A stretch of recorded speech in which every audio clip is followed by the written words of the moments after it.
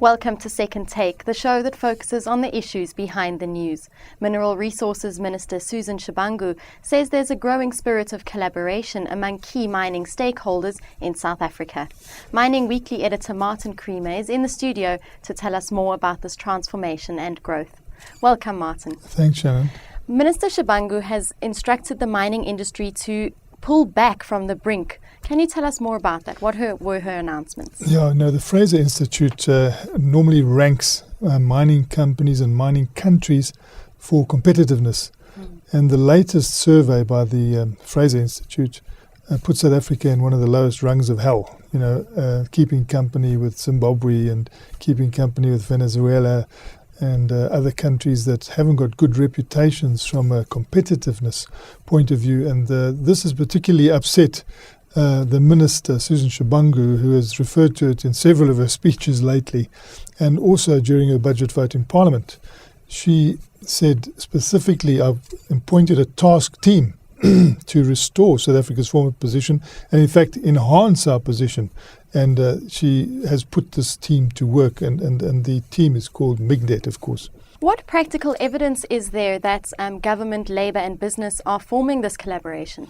Well, one of the practical things was that they held a mining summit. They kept the media out because they were going to talk to one another robustly. But I think out of that robust talk seems to have come a positive spirit.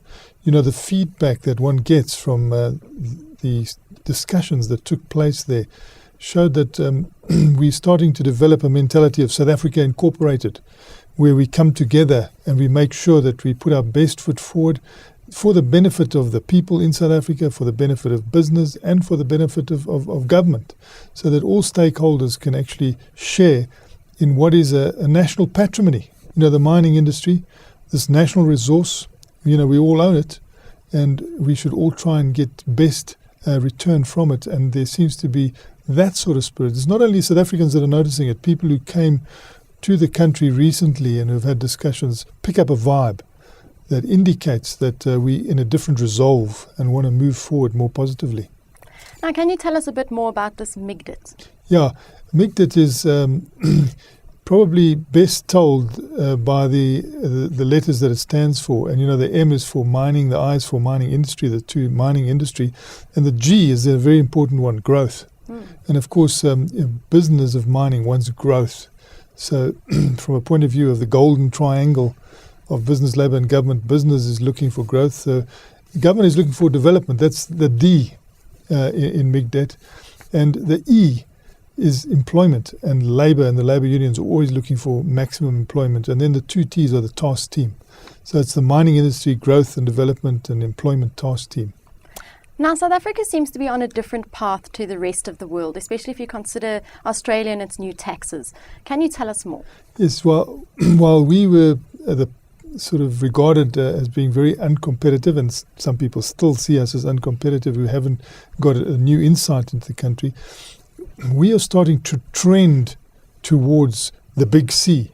Let's be competitive. Let's be more aggressively competitive. Whereas the first world countries that have been seen as being very mining friendly, they seem to be trending the other way at the moment. And one of them is Australia, which decided that it's going to impose some serious super taxes on the mining industry. They announced on Sunday, which was quite a day to announce it, that there was going to be a super tax on the mining industry from mid-year 2012. And it's caused a howl of protest, of course, from the mining industry in Australia.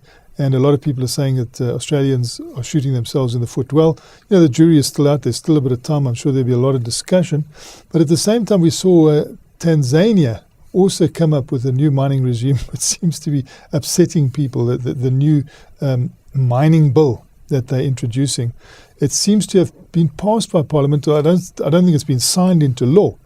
But it has been read and passed in Parliament, so one can almost call it an act at the moment, and that is looking for a free carry for the state, you know, in various projects. Like the state will have a shareholding that it doesn't pay for, and also higher royalties. So those were the two trends that emerged this week that showed that perhaps there are other countries going in the opposite direction of South Africa. But we do, at official level, seem to have a new spirit of cooperation. At unofficial level, of course, you also have the ANC Youth League, still not letting up its case for mining nationalisation.